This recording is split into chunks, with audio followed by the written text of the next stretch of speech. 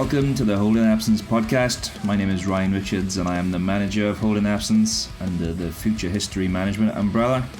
And like most artist managers these days, my roles and responsibilities are many. And today I'll be stepping into the unfamiliar role of presenter / moderator for this chat with the guys about their newest release, their GravityBirdcage split single. How it all came together, the songs, the artwork, the production, the music videos, etc. How the band have been spending their time in lockdown and what's coming next when we're finally at the side of these difficult times we're all currently living through. Anyway, enough from me. This is Holding Absence.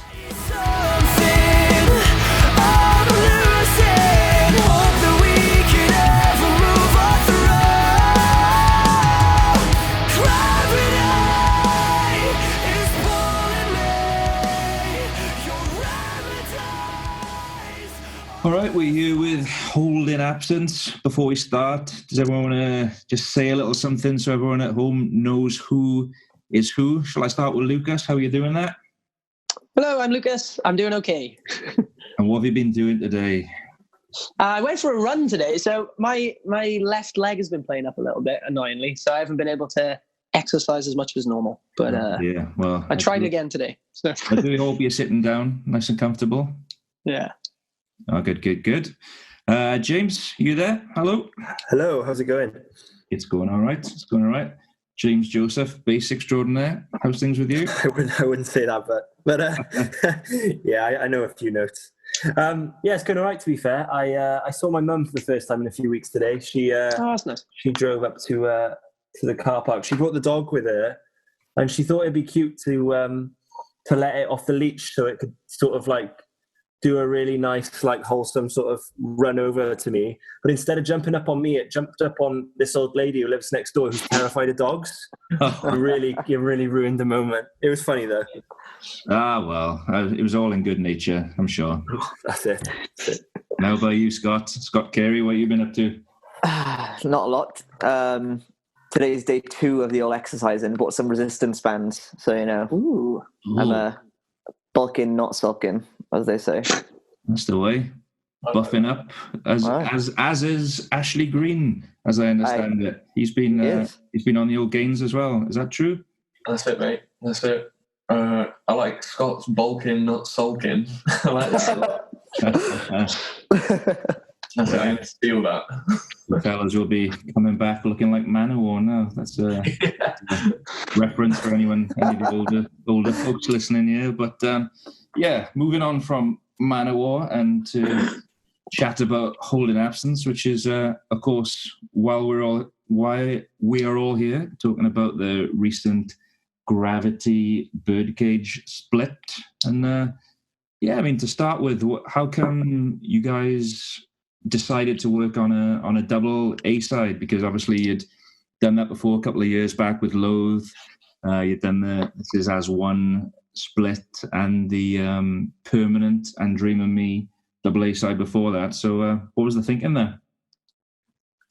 I think, well, it was kind of an idea that came out of, it was one of those things where after the America situation with our visas, we all met up and decided basically that, you know, we could either spend the next 3 months like sulking or bulking or whatever, and trying to, you know, kind of, yeah, we could either just kind of sit on our thumbs and kind of sulk over the fact that we'd had some really bad news, or we could just try and be as productive as possible and try and pursue, I guess, something that maybe we wouldn't have done had we been on tour of America. And at the time we'd started, you know, we were quite sticking to writing album 2. We had a handful of songs that we felt like could kind of go out on their own. And basically we just looked back at our career and realized how important both Permanent and Dream of Me was and how important the This Is As One split was. And we decided that maybe Gravity and Birdcage would be another cool way of keeping up this kind of ritual of releasing songs on the fly in their own kind of right. And, you know, and to be honest, at the time, I don't think it was much more than just a kind of a way of getting out of a sticky situation. But I feel like as a band now, we really are open to the thought of doing more split EPs and more double A's and stuff. And just kind of, you know, back when, for example, Enter Shikari released like Destabilize back when we were kind of growing up, it was like the coolest thing that song was just on its own, you know what I mean? And I think looking back, if there was a double A of like Destabilize and Kel Surprise or whatever, I would have loved to have bought a copy as a younger person. So I think it's quite a nice mixture of kind of just putting songs out there because we can, but also kind of giving the people at home something tangible to kind of connect with, if that makes sense. Yeah, totally. And you're saying about the writing of the songs then. So that was after you'd released the first album. Between that point, so when did these songs start to pop up, the ideas for these, and when you started working on them? So Birdcage came first. Birdcage was actually kind of on a bit more of a one-off kind of thing. For album one, obviously, we'd gone up to write one or two songs with Dan Weller, who's obviously a really good friend of ours, and came away with Like a Shadow and Birdcage. And obviously those were two of the kind of best songs on the album, really. And we just decided that for album two, to try and understand what we wanted from this record, it'd be important to kind of go up to him and write as early as possible. And Birdcage, we went up to him in May, I think. So literally a month after touring and releasing the debut, we were already on our way to London to write Birdcage. So yeah. Awesome. I think there was a definite sort of renewed energy around writing as well. Like, because I'd not long joined the band at that point. I think like normally bands write albums and then there's like a kind of period of, we finished that one now, let's sort of relax. But like obviously me coming in, I feel like everyone sort of had a, more of a like, let's just crack on and get some more stuff out as well, I guess that's the good thing about getting a new person in the band, really, such as yourself, because obviously the first release was towards the end of 2016, really. So I mean, when you look at getting the debut album out that much later, I guess it did take quite a while to come together. So definitely a good thing to push on straight from that, and I guess to be inspired by the reactions that the fans had to the record, and of course the headline tour that you guys did right after the release. Probably a good time to start writing again, I would have thought. Yeah, I think that album really, it kind of showed us what we could have in a more fulfilled kind of way with a lineup that we were 100% on. And, the people that, because for me, Ash and James, it was a very special record no matter what, because we'd obviously been there from day one. But, I feel like with Scott in the band then, doing that album run, I feel like it showed me the kind of like, the opportunities that we had to write album two with a stable lineup and with Scott and with all these ideas, you know what I mean? So it gave us a taste as to what could come. And I think we were just hungry to get at it, really. Yeah. Yeah, and talk about working with Dan Weller, who obviously you were saying you worked with on the first record. And how did that all come about back to the first record, really? How did that all transpire to working with Dan? I think it was obviously Faisal was our main kind of songwriter really at the beginning of album one. And obviously when he left to join Loathe, it was a very scary time for myself, James and Ash, because I think we were very worried that we didn't really have like a key songwriter, you know what I mean? Rather than just kind of three people who were really good at helping to write songs. And I feel like it's the same with anything, whether it's a sport or whether it's, music or whatever. It's like confidence in yourself is the absolute first thing that you need. So we were at a time where I think our confidence was a little bit shattered. And obviously you, Rai, kind of said, why don't you maybe kind of sit down with somebody like Dan or other options to try and kind of bring this like songwriting flair out of the three of us. And yeah, we went to Dan. So I remember the exact day because it was my sister's graduation. So I actually went to see my sister graduate and then caught a train to London. And I remember being sat meeting Dan for the first time. I was wearing like a shirt and trousers or whatever because I just come from a graduation. But yeah, so it was for us. It was just very much about meeting somebody who could really bring the best of us out of the three of us and really remind us that we were, great songwriters and what we could maybe do, and that really set the tone for the rest of the album and arguably the better half of the album even. So yeah. I mean, with you, with Ash and James obviously being in the band from the start, how did you feel at the time about, I suppose, the prospect of letting someone else in, really, inviting someone in to collaborate and work with you on songs as a sort of outside writer? How did that feel at the time? I think it's a very interesting like topic for any musician to speak about, because I know a lot of bands are either 100% for it or 100% against it, and co-writers or ghostwriters are kind of not looked at as like a good thing normally. When you find out that your favorite band had written music with somebody, it kind of just sours the experience a little bit. But I just feel like as music evolves, around us, some of the best songs on earth were written by 9 people, and like it's all about what is best for the song, really. So at the time, I think we were all a little bit skeptical. I'm not sure if Ash and James can shed any more light on it, but I think we were scared and nervous just meeting Dan for the first time even. But yeah, I remember it was when we were on tour in Europe for like that month, and I think we'd recorded the first half of the record. I think maybe when did we go to Dan the first time? Was it like May time?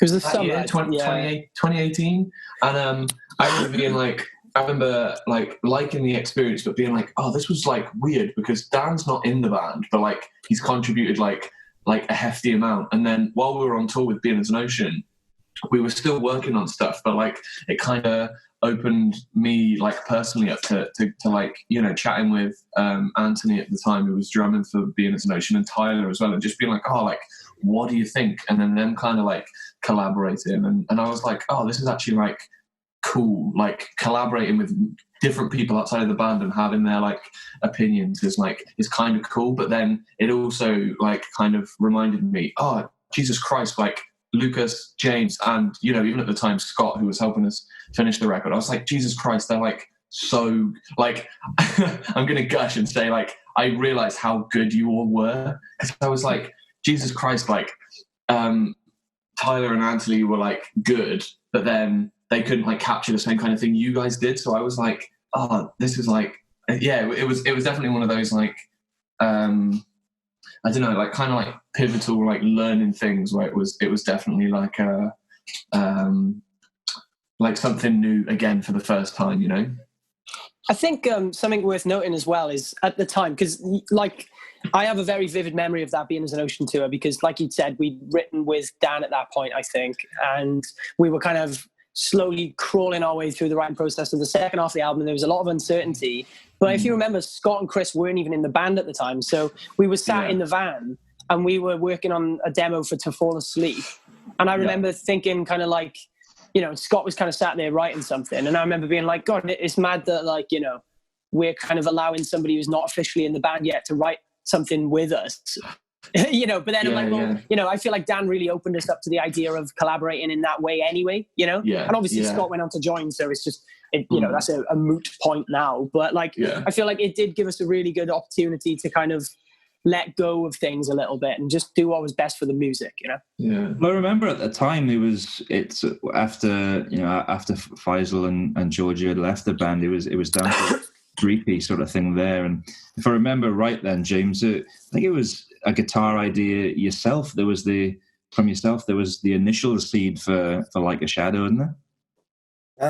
The first demo we did was literally a few days. So Faisal told us that he was going to leave the band like whilst we were on tour with Loathe, which is coincidentally then the band he left Holding Absence to join. So it was about a week after we got back from that tour where we realised we just had to get together and try and work things out. I mean, all of us knew that like it was going to be tricky, but that song was the product of literally the first session just being the 3 of us in my flat, and it was quite nice when we first went to work with Dan and we showed him all the demos. He picked like that one out of a load where he was like, right, I can do something with this, and I think that gave us all a huge confidence boost. I don't think any of us would have considered ourselves. I don't think any of us would have written as much music since then if it wasn't for Dan being like, yeah, this stuff is all cool, like it just needs a little tweak here and there. I think Like a Shadow is an interesting one because I've just searched on my voice memos, right? And it's really interesting to look at the date because I basically the first idea that started for that song was the Moonless Midnight Bridge. So the Moonless Midnight thing, that is, I've got like a voice memo of it. I don't know if we could check it in or whatever. We can check that in. Yeah, we can do a clever little edit. Okay. Moonless midnight, I miss you like my shadow misses sunlight, pitch black sunshine. You waste up on my daylight, and I'm so tired. Cool, so I'll send that over to you. But the date on it is more interesting to me because it says the 15th of April of 2018. But when did we finish that Loathe tour? Yeah, if anybody could vaguely remember. Yeah, I'm sure it was March, the end of March. Yeah, so it would have been maybe 2 weeks after Fez had left, that kind of idea stemmed. And then we took it, and then I remember kind of sitting down in James's, and the three of us, and I remember we just said, look, let's write something like Alexis on Fire, let's write something like kind of Creeper was obviously like smashing it with their first album at the time. Like, so we had this hardcore punk beat, and then the song kind of grew from there. And I think because we didn't really know what to do with that song, we didn't really see how special it was until Dan brought it out of us really. So yeah. Yeah, well, I mean, with the two new songs, you worked with Dan on the writing side with Birdcage and Gravity. Then, from your perspective, Scott, obviously being the the newest guy in the band and joining the band, did you have any sort of outside thoughts about what you could do from your side to take the band forward, what you could offer, what you thought the strengths of the band were when you joined? Oh, bloody hell. I know, I remember I knew there was big shoes to fill with Faisal because obviously with all the atmospheric side of things, he brought all of that to the band essentially with the guitar parts. And yeah, I'd never done that before, before sort of like joining the band or even playing with the band. And I always remember James calling me up and asking me to play guitar for like the one Beans and Ocean tour, and I just had to buy loads of gear to sort of be able to like replicate those sounds. Effect pedals and yeah. I'd recently almost consigned myself to not being in a band again, so I sold all my amps and guitars and things, and then when James asked, I was just like, oh, gotta go and buy all that again. But in terms of like songwriting, obviously like a lot of people know now, but I've had a 10-year relationship with Lucas, being in bands and things before writing music. So I think it was, to me, it almost felt just like an extension of that, like, like leaving or picking up where we left off almost, like I don't really know how to describe it. Like, I know that's really bad. It was like a rekindled kind of something that I feel like we'd not, like it was kind of like hanging out with an old friend or like playing a video game that you grew up playing with a friend. Yeah, for the first time in years and falling straight back into it again. I guess for anyone that might not be aware listening, you guys were in a band called Falling With Style. Tell us about that. Oh God. A decade of talking for Scott about our stupid bands. But yeah, so basically, me and Scott met when we were like 12 basically, and when we were about 15, 16, we started a band called Falling With Style, and it went really well, and I view it as the ultimate learning curve and a really important part of why I am where I am today as a person and a musician, and I met James through that band. Ash filled in for our last ever tour, so it's a very kind of deep-rooted part of Holding Absence by accident, really. But yeah, so me and Scott, we wrote music from the age of 15 to 20 together. And then I feel like, even though we're going off on a huge tangent here, I feel like Welt was the real moment that I realized that like nothing had changed 5 years later, because it literally was just me and Scott sat in Scott's living room and we just wrote Welt really quick basically. And it just felt like a really special, just like a really special kind of thing with an old friend of mine. And it really, like I said, it rekindled something that had been dormant for quite a long time, I think. Awesome. And with Welt and the tracks you wrote with Scott, on the album, did you do those in the same place or somewhere else as you wrote these two new songs? Or So with these two, Birdcage and Gravity were kind of written with Dan. So we were in London, kind of sleeping in like an Airbnb, and it was a really it was a funny week looking back. But I feel like it's funny because like Welt is like a kind of different example, because that was the only song that I feel like Scott really kind of put his all into on the debut.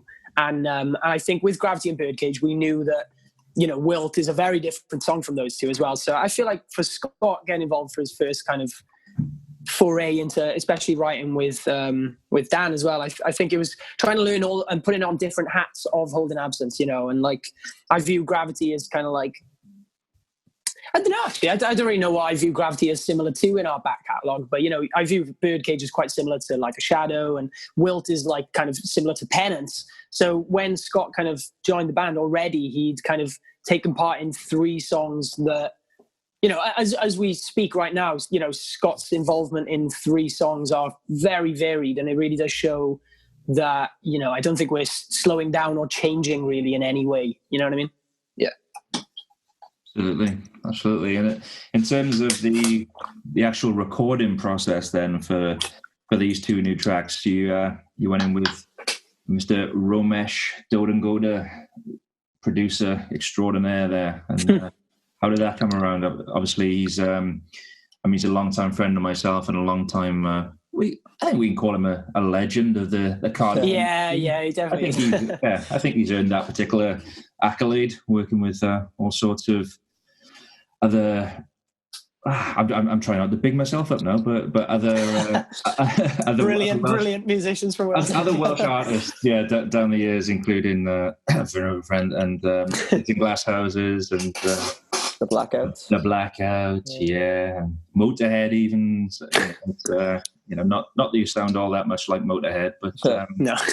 But yeah, what was the thinking about working with Ramesh and what you thought he could bring to the process and how that process went? I think it's something that has been in the works for a long time. Like, again, even going back to Falling with Style, we know Ramesh was always sort of in touch with Lucas and myself about possibly working with him. And I think the cards just aligned, it was 2 songs. He had a couple of days free, and we just had a tour cancelled, and we'd had these songs ready to go. And I think it was just sort of, all the stars aligned in the perfect kind of way, really, to make it work. Yeah, he did us a real solid with moving his schedule around to trying to fit us in for that week. I remember going back and forth with him, and he was sort of he had to move a few things about. And the main thing in our heads was that we wanted to make the most of all that time that we were left with once our visas got denied for America. And then the second thing was the fact that we weren't overly fussed on the vocal production on album 1. We thought that let the band down quite a bit. So we figured, why not work with someone like Ramesh, who's really like, almost known for his great vocal production. For the new stuff, like it's like a natural sort of progression forward. Yeah, I mean, absolutely. And in terms of the records, even what he's been doing lately, obviously working with Bring Me the Horizon on the Ammo album and Twin Atlantic and stuff like that, all really strong vocal led records, really. So definitely a bit of a different thing, and then actually recording in Cardiff then, which I guess was quite convenient for you guys then, obviously all living in or around Cardiff. Being able to go home at the end of the day was lovely. And with this, the mixer then was handled by Adam Nolly Getgood, mixer extraordinaire. He of Periphery fame and is it really? I mean, he's made his name predominant metal scene, mixing heavier stuff like your Architects and Periphery and Bleed From Within and stuff like that. So I think it's quite an interesting choice to work with Nolly. Was anything in particular then that drew you to his style of mixing, or these particular tracks felt right? Or I think Sorry, do you want me to take this one? Yeah, you go. I think with Nolly, it was very much a case of we like James said, we still had things about the first album that we weren't 100% happy with. And a big thing, even though the mix is brilliant, we definitely went through a lot of umming and ahhing with the mix of the album. And it kind of was quite an unfortunate situation, really. Like the mixing of an album can actually be, or of a song even, can be something that can grate on you and actually weigh you down on an emotional, personal level, because it can make you see the ugly side of your song a little bit and make you, and it's like, the stress of going back and forth about different things and stuff, when we just basically said to ourselves, with this song, we wanted to just get in there, write the best music we could, produce it the best it could be produced, the vocals sounding the best and mix the best it could, basically, and Nolly's always had such a good grasp of vocals. Like when you look at his back catalogue, he's never worked with a bad vocalist, really, and like between Spencer Sotelo and Sam Carter, he's always had such a good grasp on brilliant vocals. So I think for me, it was a case of just, I knew what he could do with my voice and I knew what Ramesh could do with my voice. And that was kind of the big kind of center point of working with him, I think. I remember when, I think, Brian, you mentioned that you'd been chatting with Nolly about having him like work on like some stuff with us. So when that like, when the opportunity came up, it was just like, yeah, like definitely. I think because like most of us have watched like front to back like band docs like just all the time, like band documentaries and that, and watching. I remember specifically watching like a Periphery one and being like, oh, fair play, like he is like really good. And then he did the New Architects record, which was sick. So it was just kind of like, the fact that we can work with both Nolly, Dan Weller, and Ramesh, on one session was kind of like just like a dream team, like it was kind of like a no-brainer. I mean, definitely, and especially from your side, I would think, Ash. I mean, certainly for me, I've always been someone who's really loved the drum tones that and the drum mixes that Nolly's able to perform. I think he definitely put a lot of energy into your performance. Not that it wasn't there before, of course, as anyone who would have watched Holding Absence live would attest to. But I think it's he's definitely got an ear for drumming. Definitely got a big passion for that. Yeah, definitely, man. I think, and credit to Ramesh as well. Again, like when we were just sat in his studio, like going over takes and stuff, and we were like listening back, and when Scott and James were tracking, I just remember thinking, Jesus Christ, like because I'd been in Ramesh's studio a couple of times before with some other bands, like photographing and stuff, and I remember thinking like, oh, this sounds like ace, but then it's just a different bag when you're listening to yourself and you're like, oh, bloody hell, like this does sound sick. So yeah, like a mix of just both those two together is just a dream, mate. It was amazing. Tell me about the artwork and how that all came together for the split, because I mean I think it's one of those things when you're doing a double A side or a split or whatever you want to call it, and especially when you're doing something on a picture disc vinyl, it becomes, I mean, it's important to get the visual right for that, but then there's always you have that sort of duality where it's almost like having a mirror image, because you got your side A and side B, and that plays into it. So tell me a bit about that process. Okay, so when we started this double A, we were very hands-on with the idea of working with Beth and Miller again. She's a brilliant photographer and is somebody who has always managed to capture what we've always wanted to capture as Holding Absence. Obviously, the black and white thing has been something we've done for a very long time, but we just felt like maybe imposing that kind of colored paint on top of the photo. So it's technically not like there's any color in the photo. It's like there's color on the photo, So already that's kind of sticking to Holding Absence guidelines, but also kind of moving forward a little bit and showing people that there's a little bit more to just the normal black and white style of artwork, I guess. We knew we wanted quite striking like imagery in terms of like models and stuff, So Beth managed to find Ruben, who's a brilliant photographer, brilliant model, and Zara as well, who is obviously Faisal's sister.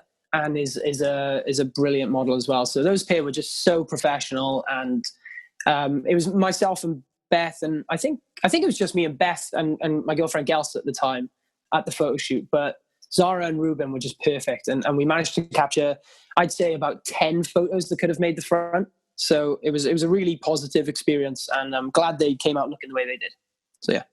Yeah, and you're also able to, I suppose it was quite an important thing. I certainly remember it being that way, that they were to be featured in the music videos then for both Gravity and Birdcage then. So how did that come about, and who did you end up filming that with, and where was that? I think it was just, for us, it was more about consistency and coherence. And because it was only 2 songs as well, it felt like an easier way of immersing people in this little universe, even though it was just a 2-track, we still wanted it to feel like a place and time as always. So obviously managing to get Zara and Ruben back for the videos was just perfect. And it really helped add to the narrative of the images, because now you know a little bit more about the characters and stuff. The main video for Gravity was filmed with Zach Pinchin, the longtime collaborator of ours. We did Like a Shadow with him. We did Saint Cecilia, Perish. We've done countless videos with Zach, and he's brilliant. And I think Gravity is his best one with us so far. So we're really, really happy with that. And as for Birdcage, ironically, like I said, obviously it was Faisal's sister, Zahara, who was the model. Ironically, Fez actually filmed the video for Birdcage. And I'm right in thinking, I don't know if anyone can shed any light, but I think it was because... Wasn't it because it was in lockdown? No, it was. It was lockdown. Yeah, it was quite a funny story if anyone wants to tell it. I remember 'cause we were meant to get some a couple little bits off like Zach, but he was busy with something else. And I think maybe I'd been on a phone call with Fez, and we were just chatting, and he was like, you know what Fez is like. He was like, can I have a go? And I was like, yeah, come on then. And then it actually, in passing, and then it actually came to be that, I think maybe Ryan had maybe spoke to Fez, or Fez had spoke to Ryan. I'm not sure how it transpired, but then Fez was like, yeah, I'll do it tomorrow, because I think it was the same week that he did it. It was the Monday of the week we were putting it out, and I think maybe on the Tuesday he had started filming stuff. So then by the Wednesday, we'd already had the first version of, he then sent me the files, and I quickly threw it together. And it was it was within the space of 3 days, it had gone from, we don't know what we're doing, to, here's the finished video with, filmed by Fez. And it's just fortunate enough that his sister is one of the main model, well, not one of them, one of the 2 models in the whole campaign and the videos and the picture disc, so it was kind of a blessing in disguise. And it was, because that was the thing. We there was obviously a plan A for that video. Due to the lockdown, couldn't happen, and then we were all scratching our heads a little bit, what are we going to do now? And then that light bulb went off, and it was hang on, Faisal is in lockdown with his sister, who is in, one of 3 people that he could even film.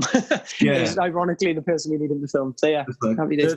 The cool thing about that is, and I think some people often wonder, because I know, we all speak to Faisal super regularly now. I almost speak to him every day, but he often gets asked how are things between you and Holding Absence, and is there, people are always looking for drama or beef or something juicy like that. And for anyone who's wondering, obviously now they sort of know that we have a really good relationship with Fez after everything that happened. And it would be very easy for him to be I'm not bothered about helping you guys. I'm not in that band anymore. So it was really cool of him to do that for us. It's nice as well, because he's a very creative person. So it is nice to be able to, and even, regardless of whether we write music or whatever, it's nice to think that we can still connect with him on a creative level through a different medium. So it's a good bonus. It's great. I mean, obviously a lot of people look back fondly upon the time when you guys did the This Is As One, not just the split EP, the split release, but obviously the tour that you did with her, and just how many cool bands you took out for that tour. I mean, it was just amazing when you look at how everyone's come on for that tour now. I mean, what do you remember about that tour?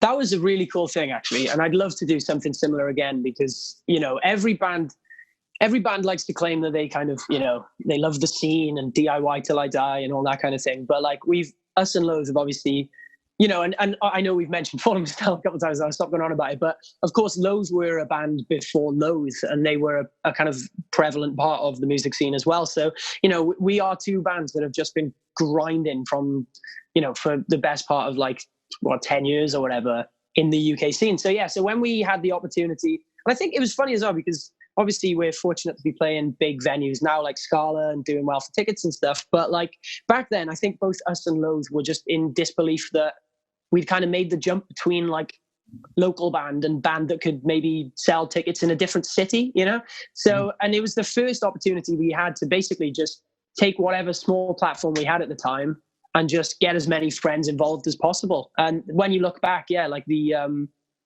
obviously the glaring example of a band that played a show with us on that tour has gone on to do brilliant things is Sleep Token. But there was countless brilliant bands on that kind of that poster that we made with all the shows kind of put together, and even bands that should have gone on to do more, obviously Parting Gift or whatever, there's a lot of really, really good bands on that tour. And I think that was a real money where your mouth is moment for us, because we were like, if we can sell tickets in a different city and we can get our friends from that city to play these shows, let's do it, Absolutely. This is As One Part 2 one of these days. Oh, bro, I was thinking about it. Imagine the 10-year reunion. The arenas Oh, that would be good. I mean, we're talking about touring, but talking about touring with misty eyes at the moment, because obviously so much of that has fallen away now. I mean, just talking about now, I guess you probably should have been in Australia right now, or just would have come back, I think.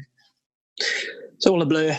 I could be anywhere. I should have been wherever. I'm trying not to think, to be honest. But it is a weird one. But I mean, I think that's a really inspiring thing, though, is the fact that I feel like as people and as a band as well, the more we've been deprived and knocked down, the more confidently we've stood up afterwards, And I think that's a really big part of everything we've ever done. Faisal left the band. That could have really ruined things for us. We wrote Like a Shadow and Welt, two of our best songs ever. America, the visas got declined. We went and released Birdcage and Gravity, probably our two best received songs ever. So at the moment, I'm just excited to see what cool thing we do after this mishap. You know what I mean? So yeah.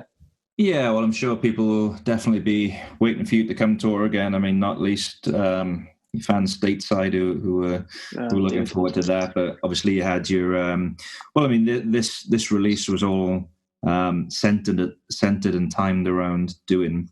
Well, you had the European headline dates then at the beginning of April, then with Wargasm and Static Dress, and then obviously Creeper then would have come straight after that, but that's been rearranged, so hopefully that will come through. But I guess it's just looking forward to getting out there as and when you can.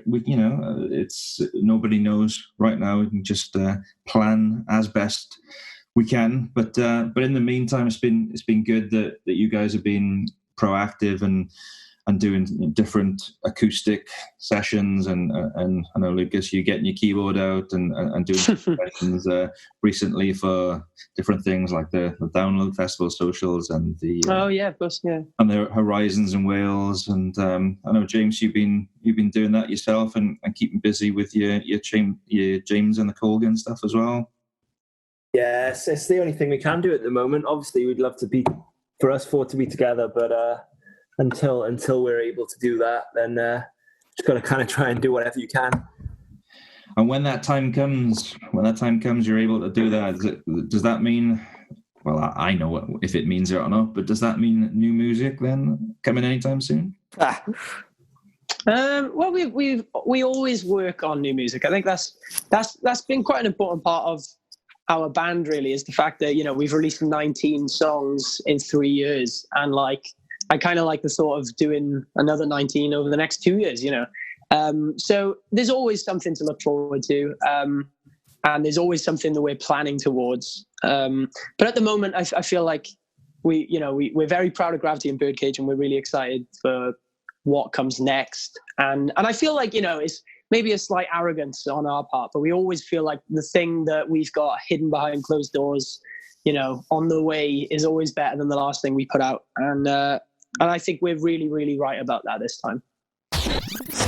On a trying to spread a little positivity, you've been doing different things, supporting different causes. You've had the Crisis Collective, the T-shirts to support your crew, which is a very nice thing to do, and the tours that never were, same thing there. And I know some of you've been involved with the Music Venue Trust and Save Our Venues campaign, which is obviously something very, very close to our heart. So if there's anything, any causes or any people or anything you want to shout out, then go for it. I think it's mainly just a reminder to support your local scene. I know it sounds really stupid, but like Fuel, the pub, Hobos, there's countless venues across. Club Bach, yeah. Like, you know, we are, like I said earlier, we're a real product of our local scene, and without those venues, like, we wouldn't be the people we are today, let alone the band that we are today. So, you know, if anybody has any spare change, you know, the Save Our Venues, Music Venue Trust setup is a really important thing. And also just support local businesses as well, like Heads Above the Waves. And there's loads of, I mean, the thing is, you know, there's so much things to spend your money on. But so it is a bit of a weird one to tell people. But yeah, just wherever you can support, you know. I think it's important for people to remember as well, not to beat yourself up if you're not having as a productive lockdown as you maybe hoped, or as maybe you're seeing other people have. I think if anything, like, just try and use this time to sort of get more in tune with your own feelings and take some time to speak to your loved ones, and just take good care of yourself, really, and we'll see you on the other side. Amen to that. Well, on that note, thanks everyone. Thank you guys for having this chat. I'm sure everyone will enjoy it and look forward to whatever comes next when you see everyone on the other side of this strange time that we're going through. I'm a sinner. Things are never gonna be the same. You're my compass.